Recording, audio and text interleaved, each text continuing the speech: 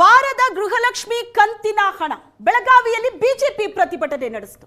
ಗೃಹಲಕ್ಷ್ಮಿಯ ಹಣ ಬರ್ತಾ ಇಲ್ಲ, 3-4 ತಿಂಗಳಾಯ್ತು, ಫಲಾನುಭವಿಗಳಿಗೆ ಹಣ ಸಂದಾಯವಾಗ್ತಾ ಇಲ್ಲ.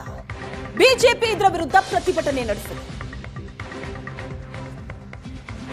ಅಕ್ಕ ಅಕ್ಕ ಎಲ್ಲಿದೆ ರೊಕ್ಕ ಅಂತ ಬಿಜೆಪಿ ಮಹಿಳಾ ಘಟಕ ಪ್ರತಿಭಟನೆಯನ್ನ ನಡೆಸಿತು. ಬೆಳಗಾವಿ ಚೆನ್ನಮ್ಮ ವೃತ್ತದಲ್ಲಿ ಬಿಜೆಪಿ ಮಹಿಳಾ ಘಟಕ ಪ್ರೊಟೆಸ್ಟ್ ನಡೆಸಿತು.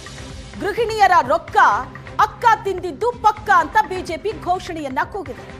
ಯಾರದ್ದೋ ರೊಕ್ಕ ಲಕ್ಷ್ಮಿ ಅಕ್ಕನ ಜಾತ್ರೆ ಅಂತ ಬಿಜೆಪಿ ಭಿತ್ತಿಪತ್ರವನ್ನ ಹಿಡಿದು ಘೋಷಣೆ ಕೂಗಿದೆ.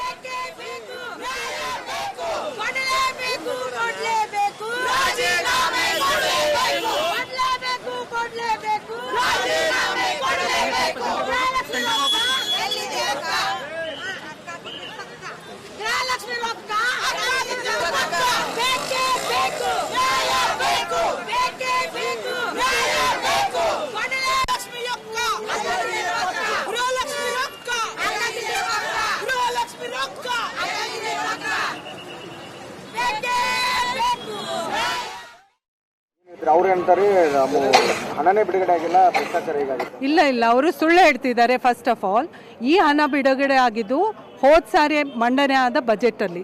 ಸೊ ಈಗ ಹೊಸ ಬಜೆಟ್ ಮಂಡನೆ ಆಗುತ್ತೆ.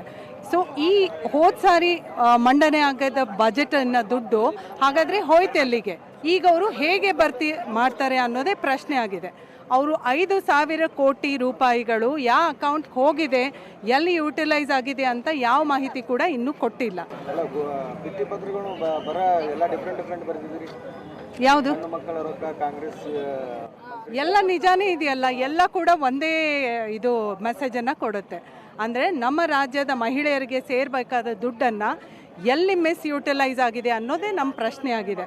ನಾವೀಗ ಹೋರಾಟ ಮಾಡ್ತಿರೋದು ಇಡೀ ರಾಜ್ಯದ ಮಹಿಳೆಯರ ಪರವಾಗಿ. ಅಂದರೆ ಇವರೇನು ಹೇಳ್ತಿದ್ದಾರಲ್ಲ, ಈಗ ವಿಕ್ಟಿಮ್ ಕಾರ್ಡ್ ಪ್ಲೇ ಮಾಡ್ತಿದ್ದಾರೆ, ವುಮೆನ್ ಕಾರ್ಡ್. ನಾನು ಮಹಿಳೆ ಅನ್ನೋ ಕಾರಣಕ್ಕೆ ನೀವೆಲ್ಲ ಹೀಗೆ ನನ್ನ ನಡೆಸ್ಕೊತಿದ್ದೀರಾ ಅಂತ. ಡಿಫ್ರೆಂಟ್ ಭಿತ್ತಿಪತ್ರ ಅಲ್ಲವೋ ಹಕ್ಕಿಕತ್ತು. ನಮ್ಮ ಬೆಳಗಾವಿಯ ಸಚಿವೆ ಆಗಿರುವಂಥ ಲಕ್ಷ್ಮೀ ಹೆಬ್ಬಾಳ್ಕರ್ ಅವರು ಹೋದ ಸತಿ ಸದನ ನಡೆದಾಗ ಒಂದು ರೀತಿಯ ಅವಾಂತರವನ್ನು ಮಾಡಿದ್ರು, ಈ ರೀತಿ ಇನ್ನೊಂದು ಥರ ಮಾಡಿರುವಂಥದ್ದು.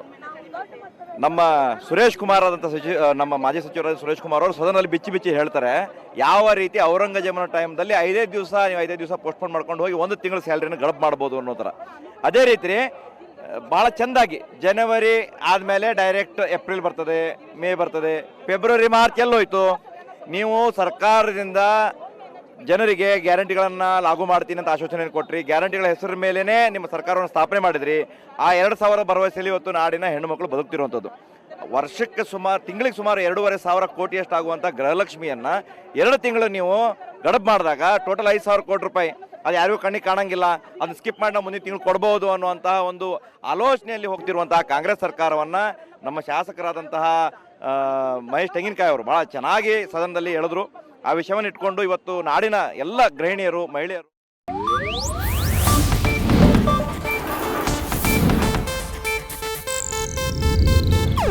ಇದು ಏಷ್ಯಾನೆಟ್ ನ್ಯೂಸ್ ನೆಟ್ವರ್ಕ್ ಪ್ರಸ್ತುತಿ.